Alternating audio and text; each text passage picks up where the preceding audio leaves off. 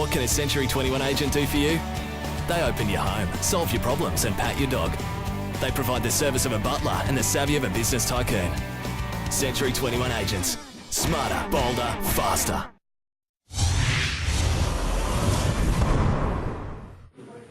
Welcome back to Your Property Empire. Now, joining me on the show this evening is Anthony Bell, CEO of Bell Partners Accountants, and we've just been joined by Nathan O'Brien, the New South Wales State Manager for Century 21.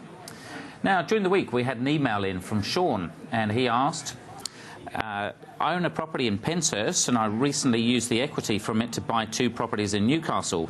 I want to continue buying more investments. However, the bank is suggesting I cannot service any more loans, given they calculate my borrowing capacity at 7.25% instead of 4.25%. Now, for most people, that sounds pretty stupid, Anthony. So why would banks go and look at your serviceability that way? Well, they want to make sure that any applicant can fund the interest rate costs into the future if there's an interest rate rise. So while interest rates are running, sort of at 4.25%, which is quite affordable, what if we have an interest rate rise and then another one, and then we go back to this? The bank's not in the business of repoing properties. They don't want to actually have to sell the property down. So even though there is equity in the property, they also want to make sure that the person buying it should comfortably be able to afford and take into account interest rate rises as well into the future. It is problematic though, because we've been at these really low interest rates for a long period of time, and I always say look at the 5-year interest rate fixed component that you can buy in the Australian property market now, and it's hovering around the 5% mark, or 5.2. So that means that they're taking a view that interest rates won't go much higher in the next 5 years than 5.2. So at 7.25, they've kind of tabbed on a little bit on top as well. Yeah. So in terms of the extra amount they can do, would it normally be a couple of percent, or could it be 2 or 3? It just depends on the bank. It comes down to the banking policy, and yeah. I dare say the bank policy is delinquency book as well. They just want to make sure that they're inside relative ranges there, but it does seem like quite a fair bit, particularly when he seems to have the method going. He wants to continue to invest and make equity in the property market. So I think it's very careful not to actually just accept that bank is the right bank, and probably shop around at that sort of point and see if somebody else will accept it. So Nathan, you're on the real estate side of things. What are some of the thoughts that he could be thinking about?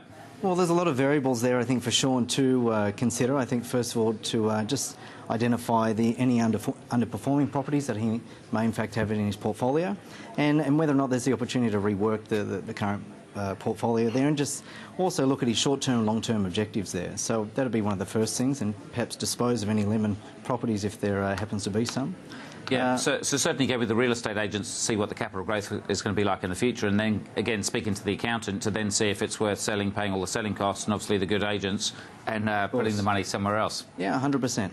And I think also just to identify if there are some good and solid properties there for him, if he is wanting to continue to grow and he's able to maintain the cost there, it may be just a timing thing. He may just have to wait it out. Yeah. And really important to think about rental yield as well, because that can actually contribute on your income basis.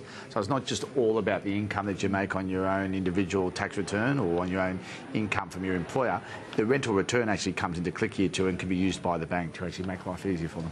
Yeah. So again, there's sometimes speaking to your bank or broker to see what goes into that calculation, to see what you can change in that. And make sure they've accurately recorded, sort of all the items in there. Rent now and rent into the future as well should play a part against the balancing interest rate.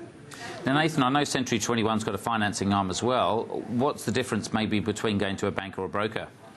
I think there's a lot of opportunities that you'd have, and especially I think Sean would have if he can, and that is to identify a good broker. With the opportunity of speaking to a broker as opposed to a banker's, brokers most probably got a whole lot of other lenders and options that he can perhaps put forward just to consider, which he may or may not have with his current lender. So certainly a bit of time, hopefully things will change. Yeah. Well, let's jump to the auction clearance rates. We know the market's only just kind of opened, so it's interesting to see this new rate. We'll put up on the screen the auction clearance rates, but maybe give us some of the headlines. Sure. Well, so for the national auction clearance rates this week, we've had a good strong start to the year, slightly higher to this time last year. This week we're actually at 71% nationally, compared to 67.3% last year. Melbourne continues its run, beating Sydney yet again in the clearance rates.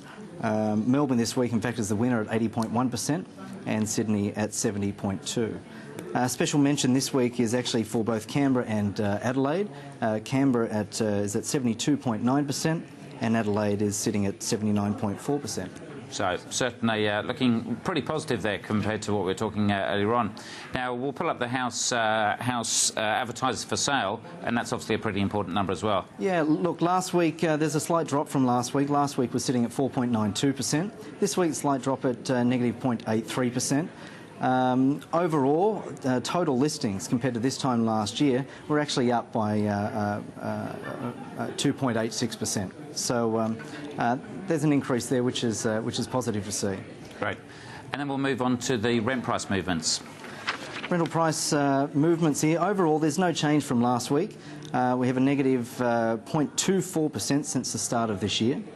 The best performer was, in fact, New Zealand, but in fact Northern Territory at plus 0.35% increase.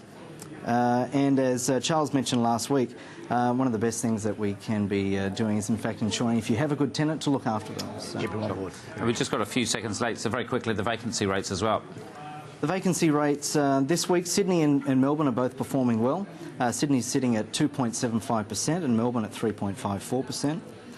Western Australia is still underperforming against the rest of the country, and it's currently sitting at 7.08%, and that leaves with a total of 4.46% over the capital cities. So.